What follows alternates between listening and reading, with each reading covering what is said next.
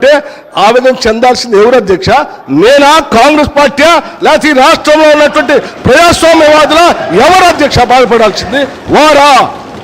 ఇంకా ఏం ముఖం పెట్టుకొని ఈ సభానాయకుడిని రేవంత్ రెడ్డి గారిని, ముఖ్యమంత్రి గారిని పట్టుకొని ఇంకా మాట్లాడుతున్నారు? దేనికి మాట్లాడుతున్నారు అధ్యక్ష? ఏం చేశారని, ఏం గొప్పలు సాధించారని, ఏం చేశారని?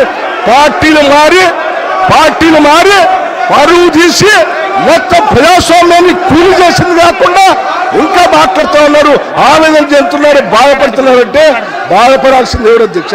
ఇది కాదు, బాధపడాల్సింది మీరు. ఏం మాట్లాడుతూ ఉన్నారు? ఇంకా ఏం కూర్చోండి, దయచేసి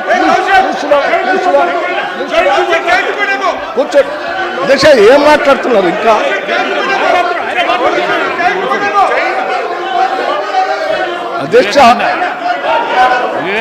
అధ్యక్ష ప్రోగ్రెసివ్ వాదులు సామాజిక పరివర్తన కోసమే పుట్టాం, సామాజిక పరివర్తన కోసమే పెరుగుతున్నాం అని చెప్పినటువంటి నాయకులు ఇంకా ప్రజల మధ్యలోకి వెళ్ళి ఇంకా మాట్లాడుతూ నేను ఇంకా బాధపడుతున్నా అంటారు. ఎందుకు బాధపడుతున్నారు మీరు?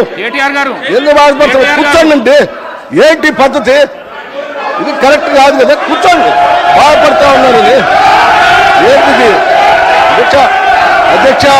ఈ పద్ధతి ఏం బాగాలేదు. వాళ్ళు ఈ సమాజాన్ని, ప్రజాస్వామ్యానికి, ఈ సభకి పార్టీలు మారి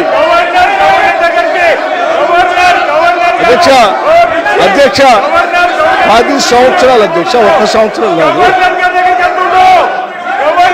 ఇంకా ఏం బాధపడుతున్నాను, ఆవేదన పడుతున్నాను అంటే నేను పిలిపిస్తా సీఎం గారిని. ఇది కరెక్ట్ కాదు అధ్యక్ష. వాళ్ళు మీరు కూర్చుంటే కూర్చోవాలి.